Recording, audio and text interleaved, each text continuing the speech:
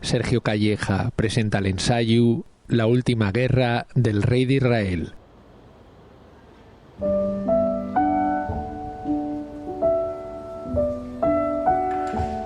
Nel seu primer llibre, el jefe de la unidad de neurología vascular de Luca fa análisis de la enfermedad y la muerte del primer ministro israelí Ariel Sharon para fondar les complejidades y les incertidumbres que arrodien a la medicina. Acabo de publicar mi primer libro, que se llama La última guerra del rey de Israel. Es un libro que he publicado con la editorial KRK de Oviedo. Y la motivación de la escritura del libro era fundamentalmente hacer divulgación científica, o más bien divulgación médica. Yo quería contar, por una parte, algunos detalles de la enfermedad cerebrovascular, que es a la que me dedico fundamentalmente, y aparte de eso quería reflexionar acerca de cuestiones que me parecen de gran calado acerca de la forma en la que los médicos abordan sus problemas, de los errores que cometemos, de los problemas que surgen siempre alrededor de toda la atención médica y sanitaria. El hilo argumental es un caso clínico, que es muy clásico en la literatura médica. A raíz del caso de Ariel Sharon, que fue un primer ministro del Estado de Israel, voy examinando cómo fueron sus últimos años. Él sufrió un problema cerebrovascular muy grave que se encadenó una serie de complicaciones que condujeron finalmente a su muerte.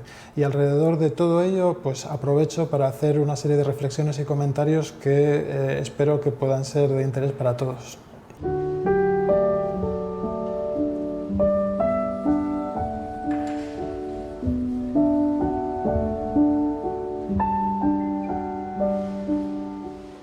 Elegí el caso de Ariel Sharon porque, desde mi punto de vista, es paradigmático en muchos aspectos. Yo recuerdo perfectamente cómo se desarrolló todo. Recuerdo cómo empezó el problema y cómo después empezaron las complicaciones. Y ahí ocurrió algo muy inusual, y es que en diferentes puntos del mundo, diferentes médicos empezaron a criticar lo que se estaba haciendo con el primer ministro de Israel. Esto no suele pasar. No suele pasar y dio una imagen un poco, no sé, un poco caótica de lo que estaba ocurriendo. Sin embargo, yo, desde aquí, viéndolo y escuchándolo, me daba cuenta de que esas dificultades, esas dudas, esas incertidumbres eran las mismas que teníamos cada día en prácticamente todos nuestros pacientes. Y por eso me resultó muy interesante, mucho más que elegir a uno de mis pacientes, eso no era apropiado. Sin embargo, coger su caso y ponerlo encima de la mesa, ir desbrozando todo lo que había ocurrido, para mí era una oportunidad única y tardé muchos años en concretarla, pero al final lo hice.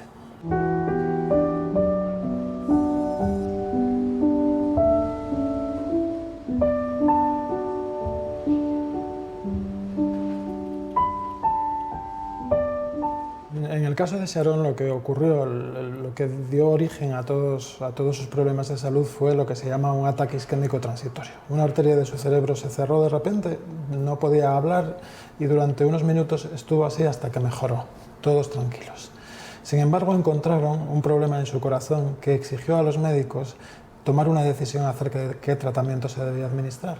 Y esa decisión fue la controvertida, porque ese tratamiento que le administraron condujo a un efecto secundario brutal.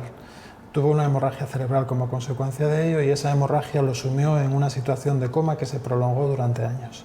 ¿Tomar una decisión correctamente o no? Ese era el punto principal que suscitó la polémica y ese fue el punto principal de mi propia discusión en el libro.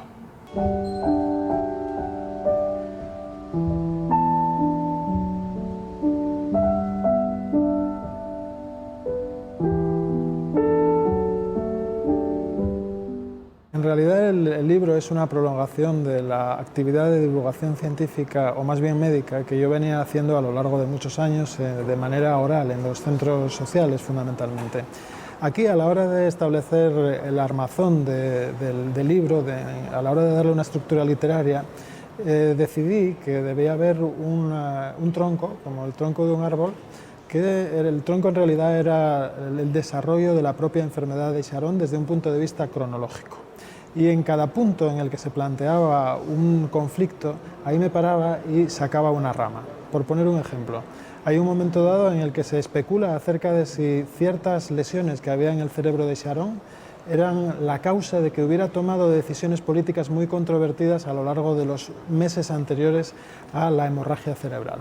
Pues bien, eso me da pie a especular o a contar en el libro cómo el cerebro toma sus decisiones y de qué manera esas decisiones pueden venir interferidas por ciertas lesiones en algunos puntos del lóbulo frontal, por ejemplo.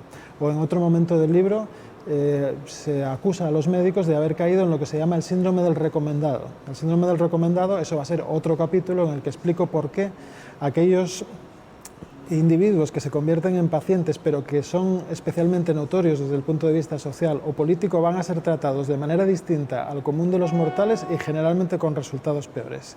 Y más o menos así llegamos al final.